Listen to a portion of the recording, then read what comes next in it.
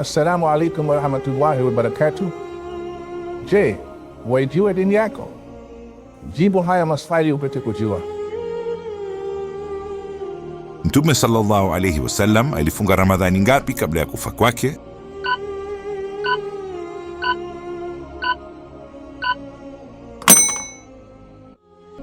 Tisa.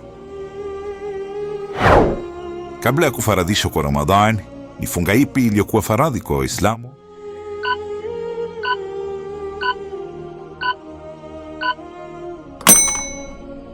Funga ya Ashura. Ni katika hali zipi Muislamu anaweza kuacha kufunga Ramadhani?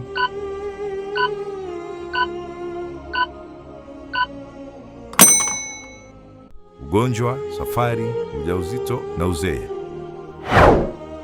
Ni ipi sunna inayohusiana na iftari?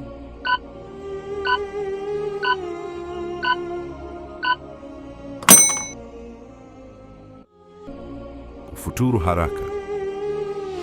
Swahili Islamic Trivia, mwanga wa maarifa.